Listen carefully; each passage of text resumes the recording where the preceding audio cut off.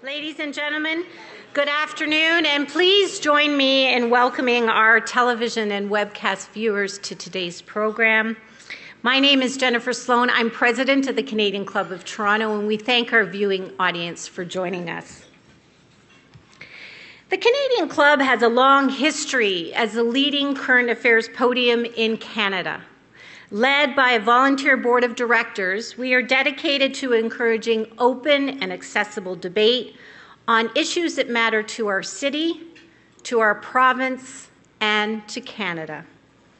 Through our youth and young leaders programs, civic action diversity partnerships, accessibility commitments, as well as through our media partnerships and social media properties, we provide opportunities for Canadians around the world to engage with leading political, business, and public figures.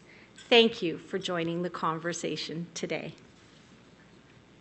Before I formally introduce our speaker, I'd like to tell you about some of our upcoming events this season. On Monday, May 4th, we will be joined by Finance Minister Joe Oliver, who will discuss Canada's economic and fiscal future post-budget. And on May 7th, the Honourable Reza Moridi, Ontario's Minister of Training, Colleges and Universities, will be with us to outline ways to drive quality in our post-secondary and skills training landscape. And on May 11th, we will be joined by the leader of the Liberal Party of Canada, Justin Trudeau, who will discuss fairness and growth in the middle class. For a full listing of the club's upcoming events and to order tickets, please visit our website at canadianclub.org. You can also join the conversation via Twitter and Instagram by following us at CDNCLUBTO or by using that hashtag. I'd like to introduce our invited youth and young leaders who are with us today. They are York University's Department of Political Science and Ryerson University's School of Politics and Governance, and their table is sponsored by BCE and Bell Media. The Monk School of Global Affairs Alumni Network, sponsored by Scotiabank, and Civic Action Diversity Fellows and Emerging Leaders Network, sponsored by Strategy Corp. Youth and young leaders, can you please stand so we can recognize you?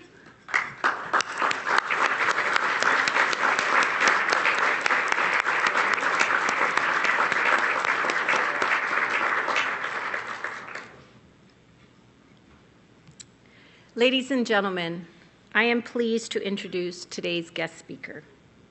You may call him Canada's Chief Public Safety Officer.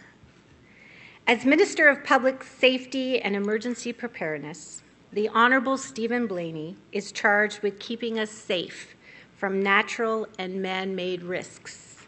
One of those risks is terrorism. Recently, Canada's Intelligence Services Director told the Senate's National Security Committee that our country is facing unprecedented terrorist threats. Established 12 years ago, Public Safety Canada coordinates national security efforts across all federal departments and agencies.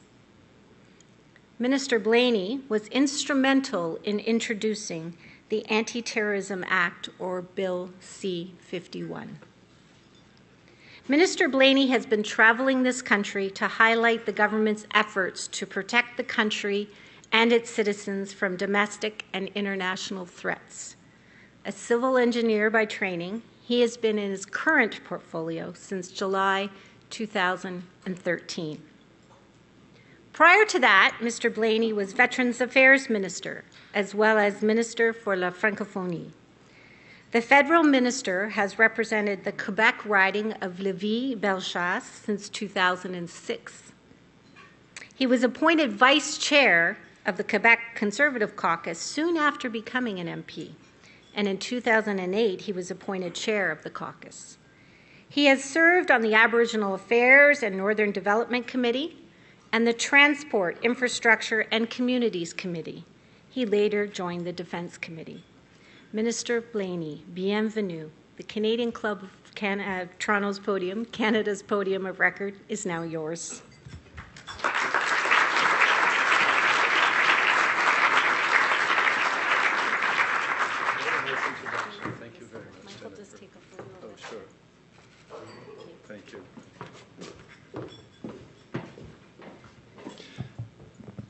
Merci beaucoup, Jennifer. And I realize the world is small since you've been 3 times in Lévis, in the heart of my riding over the course of the last 3 years at Les Galeries Chagnon.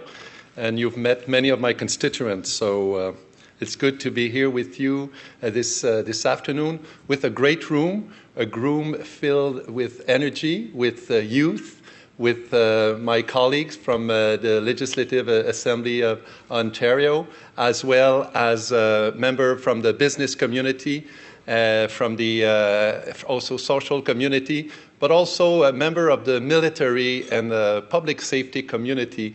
And at the upfront, I would invite those amongst us who are part, like Steven, a police officer and military, just to stand up so we can see you and recognize you, because my first duty is to pay a tribute to those who are there to protect us. There you go. Thank you. Merci beaucoup.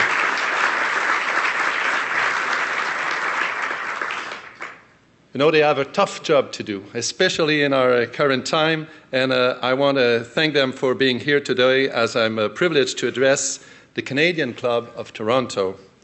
I still remember in 2008 I was back here, and it was during an electoral campaign, and today I'm proud to be here and to share with you my views on how important and how linked are security, safety, and our prosperity. Juste avant d'aller plus loin, j'aimerais offrir mes meilleures pensées aux personnes qui ont été touchées par le tremblement de terre au Népal.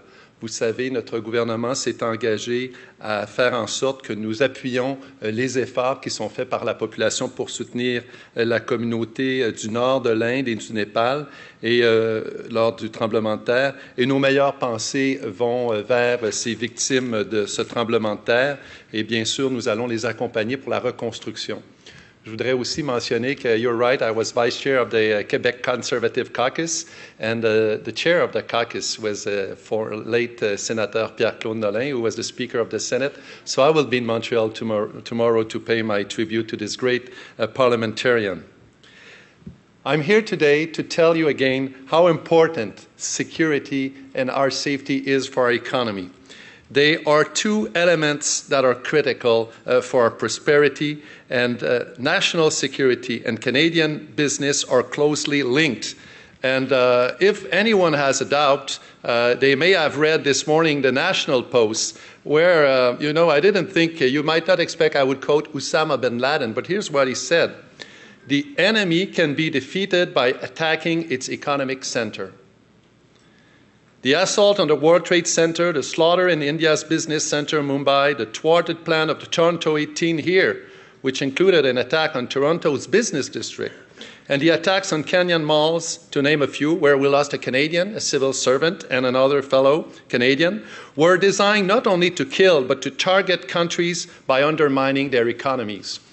So this is a paper this morning from Danny Azen. He's the co-founder of the Canadian Coalition Against Terror and lost a relative on American Airlines flight.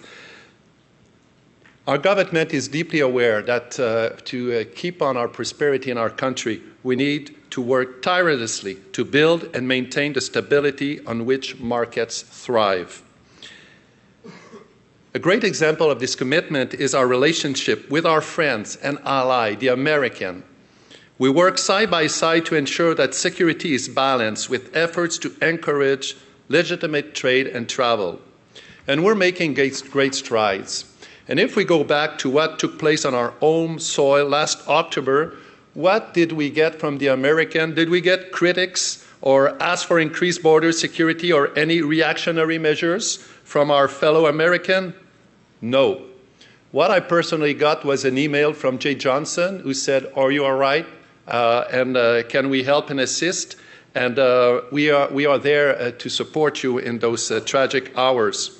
Jay Johnson is the Secretary of the Department of Homeland Security. Actually, he tried to contact me. I didn't have access to my BlackBerry because I was locked down inside Parliament Hill with hundreds of colleagues during these quite special hours. I was able to reach him that very night, and I'll tell him, Secretary Johnson, we know that Americans are neighbors, but we're more than that, we're friends. And we are together with France, with Great Britain, with all Western countries that have shown an incredible sense of solidarity and friendship and spoke of a common threat, a threat we must continue to fight here and abroad. And of course, that's the issue of my conference today. Keeping our nation safe from the threat of jihadi terrorism is clearly in the interest of all Canadians. We've just seen it from the business perspective. Now, admittedly, I wish I were here to speak to you on uplifting topics as you enjoy this great salmon. But we, unfortunately, are facing serious national security threats. And uplifting is not necessarily my day-to-day reality as Canada's Minister of Public Safety and Emergency and Preparedness, but I can tell you that together, with all the Canadians and with all nations, we can overcome these challenges. Yes, jihadi terrorist groups like ISIS, or the so-called Islamic State, Jabhat al-Nusra and Khorasan, and how they add to the instability of an already unstable region, or a threat we're facing. We're also facing a real Canadian threat. It's the phenomenon of Canadian foreign fighter.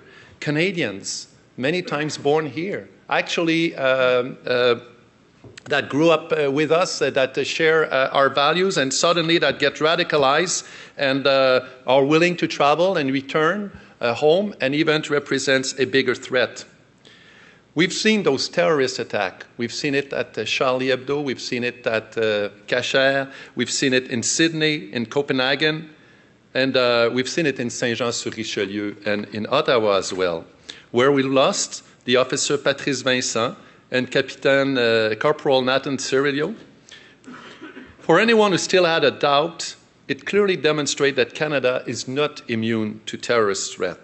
And this phenomenon of radicalization that is happening in our cities and in our community must be dealt with. Friends, our government was clear on the day after the attack. We will not underreact, but we will not overreact. We will put the appropriate measures, and that's what we've been doing since. You may be aware that prior to those attacks, we had what we call our counter-terrorism strategy. There are 4 pillars to that strategy. The first one is obvious: prevention. Prevent, detect some individual who could represent a threat, deny them from acting, and eventually responding. So those are the pillars of a strategy that has been put in place actually by my predecessor. So our government is taking the terrorist threat seriously, but we need to do more. We need to do more internally and also to attack the threat at its core and at its source.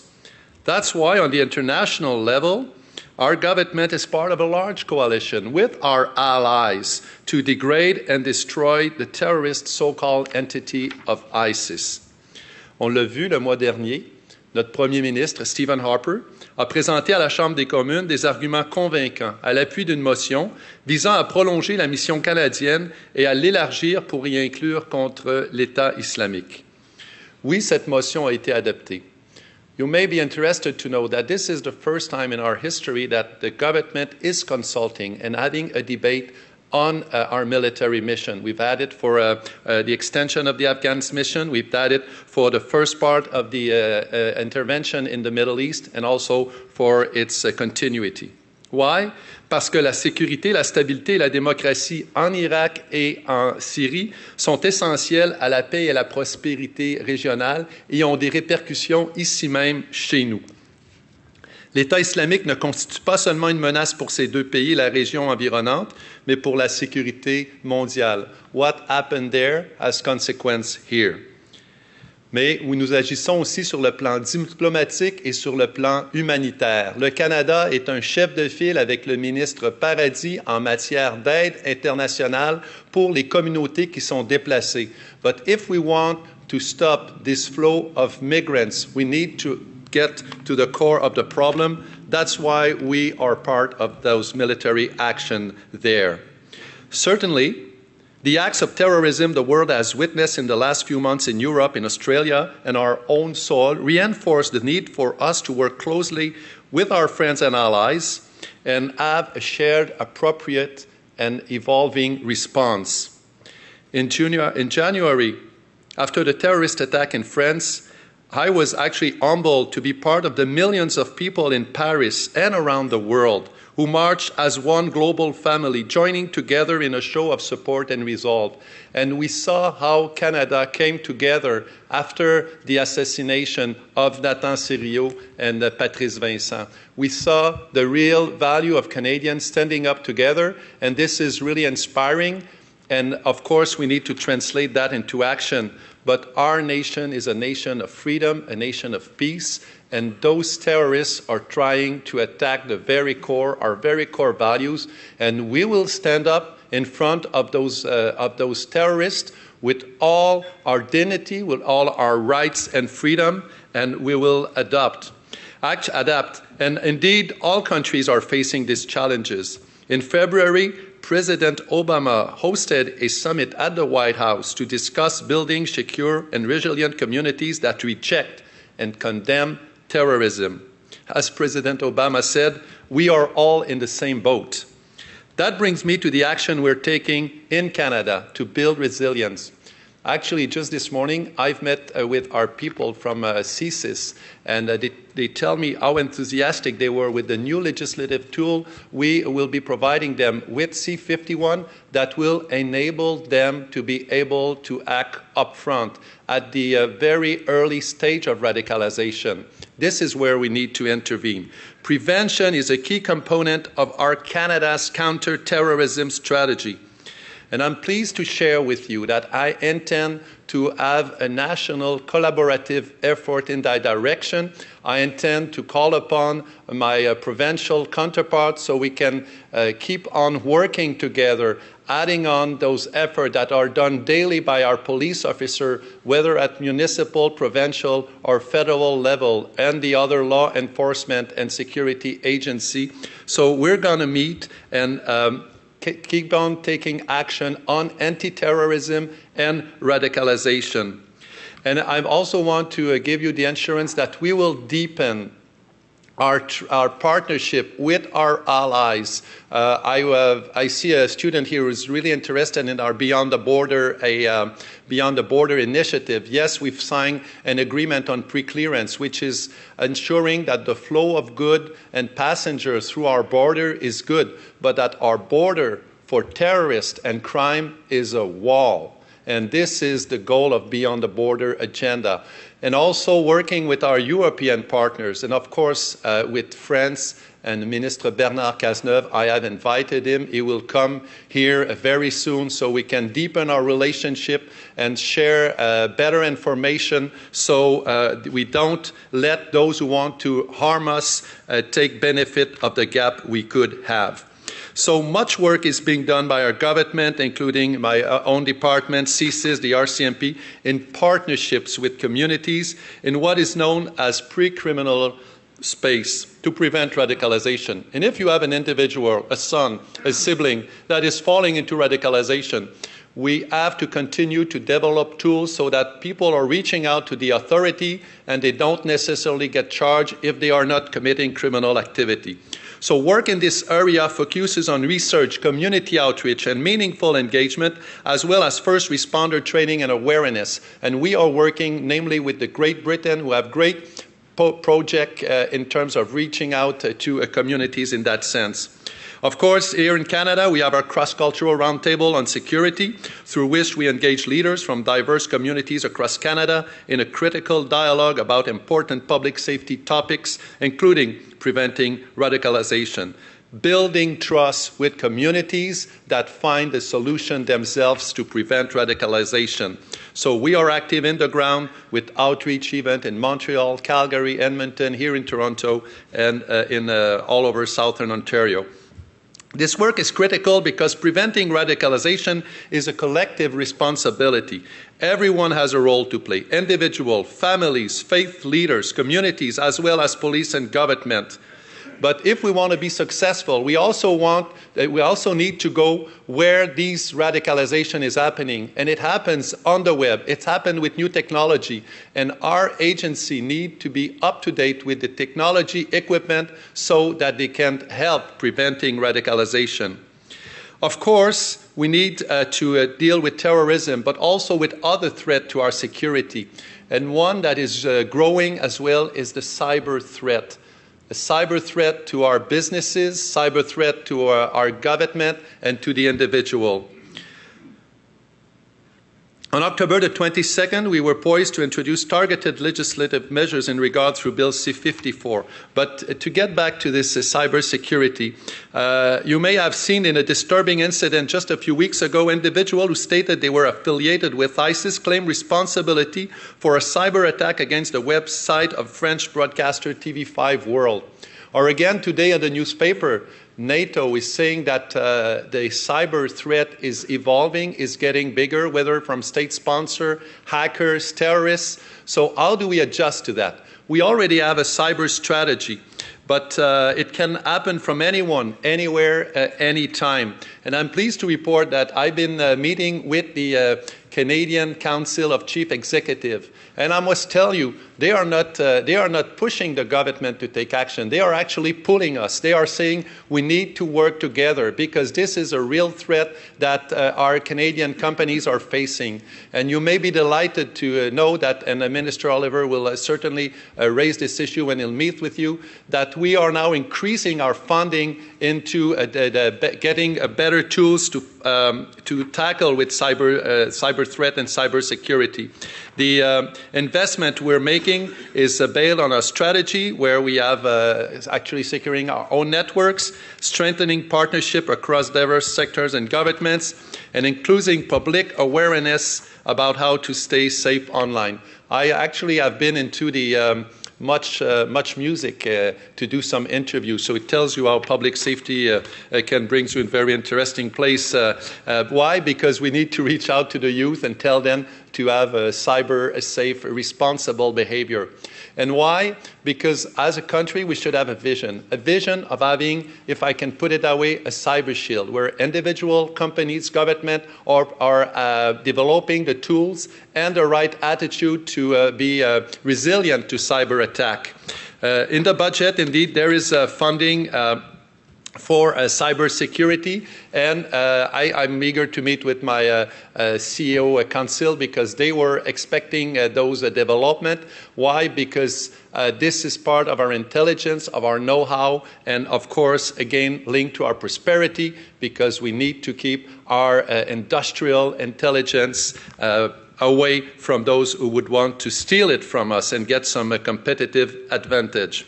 So, security is something that we can build by being part of a large coalition to fight terrorism where it happens. And why it is so important to go out there is because sometimes those we can't afford to have safe haven where terrorist organizations are planning attack there on our soil here.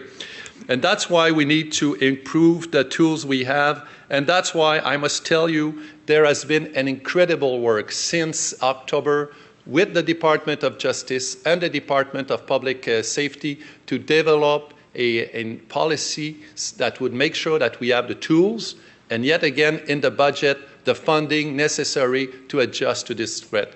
You may have heard Commissioner Paulson and Mr. Coulombe saying they were reallocating temporary reserves to tackle with the phenomenon of foreign fighter, where in the budget we are able to keep taking care of cybersecurity, but also of organized crime, money laundering, drug trafficking, human trafficking as well. So that's in the budget, and I must tell you, I will vote and support that budget. On the very day the attack took place on October the 22nd, I was planning to table a bill to make sure that our intelligence officer has clearly the mandate to operate abroad and to share information with our allies. And now you can understand why it is so critical that we enable our intelligence officer to have the legal authority to protect us. That's what a Bill C, Protection of the Terrorist Act is all about. Of course, I've tabled it a few weeks later, and this bill has just got royal assent last week. What is this bill doing? Basically, allowing CSIS to keep doing what it's been doing for 30 years, but we had to respond to the invitation of the court who wanted us to clarify the mandate of CSIS. So now the judges, when they are issuing warrant, will have a clear definition in the law of the authority of CSIS. So that's a good step. And you may remember not too long ago we've adopted the Preventing Combating Terrorism Act, where we are removing citizenship for dual citizenship, for dual individual who are abusing the generosity of Canadian, are also removing passport from individual who are willing to commit terrorist attack. But if we remove the passport of those individuals, we need also to have the tools to be able to track them and to avoid that they will commit attack on our own territory. That's what C-51 is all about. Of course, the tragic event that took place asked for a response, and that's why in the coming weeks, now the Senate is on it. You may have heard yesterday the National Security Advisor, Mr. Fadden, was testifying at the Senate committee. This bill is well underway. It got support from my colleague and from the Liberal. Unfortunately, we were not able to seek support from the NDP on that one. But frankly, this is an important bill. Why is it important? Because let me give you just some example of what it will do. It will allow police officers to be able to make preventative arrests when they have reason to believe that an individual may commit a terrorist attack. You know, when I tell that to people in my riding, they say, Stephen, how come you have not done this before? Well, this is in the bill. This is why we need this bill. We need this bill to make sure that Officer Steve that is with us today, if he has reason to believe that today an individual may commit a terrorist attack, he can arrest this individual, seek a warrant from a judge, and also make sure that he has the consent of the Attorney General. So there's a lot of mechanism as the process goes to make sure that there are, if I can put it that way, check and balances that protect our rights and freedom, but also protect our own security when individuals are willing to harm us. So that's the first one. The second one is, again, the sharing of information. We have here at this table the representative of the most horrific terrorist attack that took place in our country, the Air India. And what was the recommendation of this commission that was set up? Why is the left hand of the government not telling what is happening to the right hand? Sharing information. That's what it's all about. This is another measures for any events that could undermine the security of Canadians.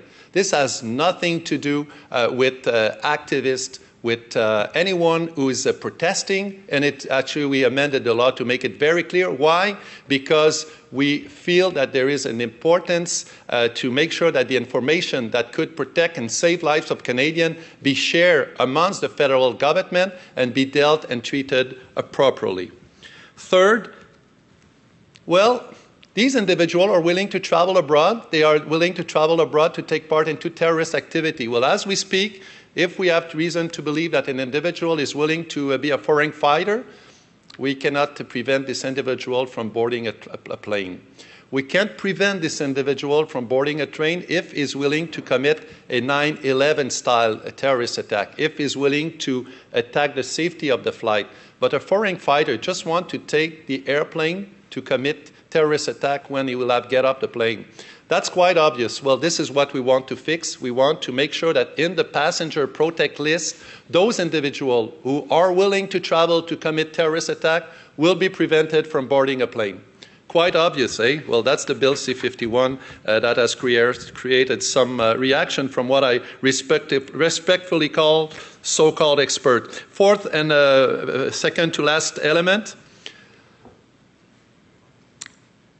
In our country now, if, well, actually, ISIS has been telling to kill Canadian, to kill everyone, actually, anyone, anywhere. So, well, you can say that in our country now, and this is not criminal because this is not targeting a group and this is not aimed at a specific target.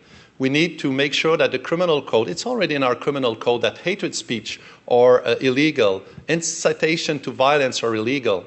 But we didn't expect that someone would be so evil that he would want to kill everyone everywhere. Well, what the terrorists are willing to do, and we don't have this tool now. So that's why we need to criminalize the promotion of terrorism in general. Once again, this is quite obvious, and frankly, This is something we are willing to accomplish in the bill, and we are also willing to shut down the website, because this is where radicalization is happening, on the website, on those extremist website where we have those violent incitation to violence and those, if I can call them, anti-Western speech. You can talk about, against the government. You can talk about anything. But if you are having incitation to violence, to hatred, and to commit act of violence, well, this is criminal. Then we'll be enabled, again, by getting the authorization of a judge to shut down those websites. And this is at the core of radicalization. This is an element of C-51. And that's actually the last element of the C-51. There is no question that the web is a powerful tool for terrorist groups around the world, so this provision is critical. And that's why I so insisted that we move forward with the bill, because we feel that Canadian wants to be safe, wants to grow their family, wants to have business, and also wants to live in a land of freedom and liberty. So one last word about maybe this balance between safety and liberty. You know, we fundamentally reject the argument that every time we talk about security, our freedoms are threatened. Canadians understand that their freedom and security go hand in hand.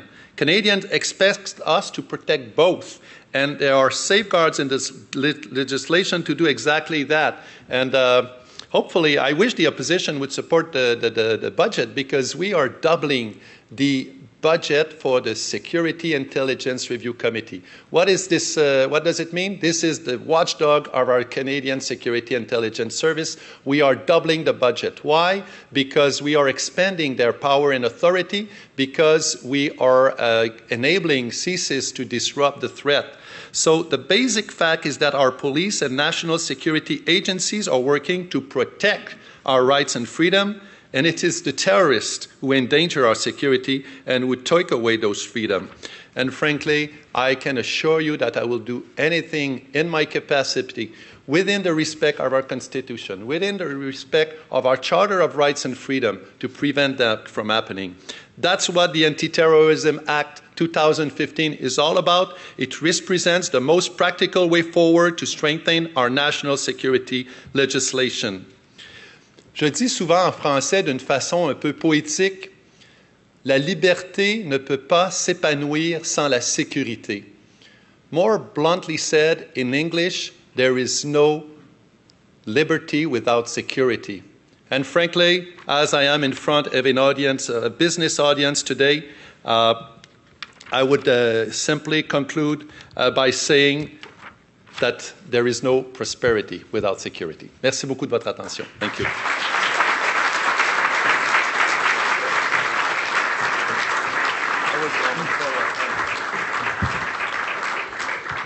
Good afternoon. My name is Adam Kahan. I'm Vice President of the Canadian Club.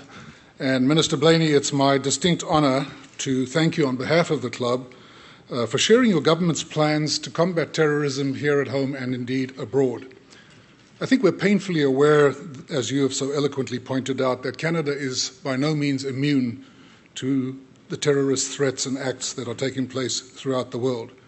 Indeed, the memories of the domestic attacks against our soldiers last fall remain fresh in our minds. Would-be terrorists are being apprehended and tried with increasing regularity. Your government's rapid response in introducing Bill C-51 underscores the importance of being prepared. And as you clearly explained, it is a multifaceted act that is designed to address the many complexities of domestic and international terrorist threats. These threats indeed call for new strategies and tools, and public safety and emergency preparedness are key priorities in these unsettling times. So, Minister, we thank you very much for being with us today, and we wish you every success as you continue to deploy the necessary resources to protect our communities. Merci beaucoup.